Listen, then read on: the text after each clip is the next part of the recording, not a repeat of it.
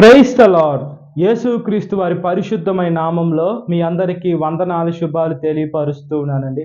సామెతలు 1 అధ్యాయం 33 నా ఉపదేశమును అంగీకరించి వాడు సురక్షితముగా నివసించును, వాడు కీడును వచ్చునన్న భయము లేక నెమ్మదిగా ఉండును అని దేవుని వాక్యం సెలవిస్తుందండి. మనము దేవుని వాక్యానుసారంగా దేవుని మాటకి ఎప్పుడైతే మనము లోబడతామో కీడు మన మీదకి రాకుండా దేవుడు మనల్ని హెచ్చరిస్తానని దేవుని వాక్యం సెలవిస్తున్నది. మనుషులకు మంచి ఏదో తెలుసు, చెడ్డ ఏదో తెలుసు. అయితే మనుషులు తప్పుదారిలో పోయి తమ డబ్బును సంపాదించుకోవాలని ఈ లోకంలో మనుషులు సకల ప్రయత్నాలు చేస్తున్నారండి. మన మీదకి కీడు వస్తుంటుంది.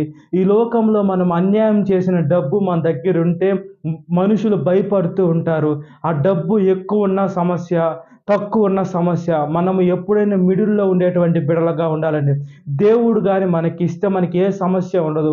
ఈ లోకంలో అన్యాయంగా కానీ మన డబ్బు కానీ ఆస్తులు కానీ ఈ లోకంలో ఏదైతే అన్యాయంగా మనం తీసుకుంటామో, వేరే వాళ్ళని బాధ పెట్టి మనం అది మన చేతికి చిక్కించుకుంటామో అది ఒక సమయంలో అది మన దేనికి వేస్ట్గా ఖర్చు అయిపోతుందండి. అది నేల పాలైపోతుంది. ఈ లోకంలో అన్యాయంగా మనం అన్యాయంగా తీసుకున్నాం కాబట్టి మన దగ్గర నుంచి కూడా అది అన్యాయంగా వెళ్ళిపోతుంటుంది. కాబట్టి మన మీదకి కీడు వస్తుందని ప్రతి ఒక్క మానవాళి భయపడుతూ ఉంటారు.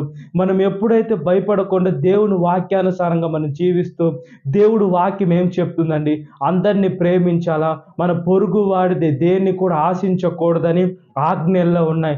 అదేవిధంగా ఆజ్ఞ అతిక్రమమే పాపం. కాబట్టి మనం ఎప్పుడైతే దేవుని వాక్యానుసారంగా ఆజ్ఞ ప్రకారం మనము జీవిస్తూ ఉంటామో దేవుడు మనల్ని ఆయన సేవలో ఉన్నతంగా ఆశీర్వదిస్తాడండి. ఈ లోకంలో మనము ఏమున్నా ఏమి లేకపోయినా మనము పాపం చేసి అది మనం తీసుకుంటే ఖచ్చితంగా ఈ లోకంలో బాధపడాల్సి ఉంటుంది. అదేవిధంగా రెండో మరణంలోకి, నరకము, పాతాళము, కటిక చీకట్లోకి వెళ్ళి యుగ యుగాలు అగ్ని ఆరని పురుగు చావని ఆ పాతాళంలో కూడా మనం బాధపడాల్సి ఉంటుంది. కాబట్టి దేవుని వాక్యానుసారంగా బ్రతుకున్నట్లుగా ప్రార్థన. మహాపరిశుద్ధాత్మదేవ, మా ప్రియ పరలోకపు తండ్రి, మీ ఉపదేశాన్ని మేము అంగీకరించే బిడలుగా ఉండినట్లుగా ప్రాధేయపడుతున్నాం. మీ ఎప్పుడైతే మీ ఉపదేశం అంగీకరించకుండా ఈ లోకంలో ఉండేటువంటి అల్లరితో కూడిన ఆటపాటలో మేము జీవిస్తూ ఉంటామో మేము ఖచ్చితంగా వేదనకి, బాధనికి, శోధనకి లోనవ్వాల్సిన సమయము మాకుంటుందయ్యా.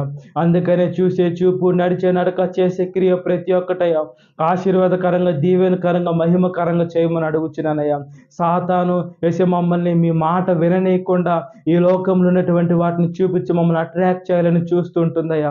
అందుకని మా జీవితాలు ఎప్పుడైతే మీ పాదాల ముందు పెడతామో మీ వాక్యము మా పాదములకు దీపమై ఉంటుంది, మా త్రోవకు వెలుగై ఉంటుంది. పరలోకానికి నడిపించేటువంటి మా గొప్ప దేవ, మీకు స్తుతులు స్తోత్రాలయ్యా. మీ రుణము మేము తీర్చుకోలేమయ్యా.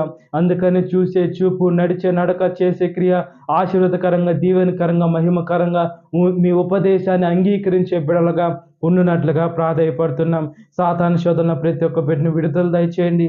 ఈ వాక్యం విడిన ప్రతి ఒక్క బిడ్డని పేరు పేరు రచన జ్ఞాపకం చేసుకోండి. ఈ దినకాలపు దీవెనతో నింపమని నజరేయుడైన యేసుక్రీస్తు వారి పరిశుద్ధమైన నామంలో మిక్కిలి వినయం తడుచున్నాను మా పరలోకపు తండ్రి. Amen. Praise the Lord. God bless you. Have a great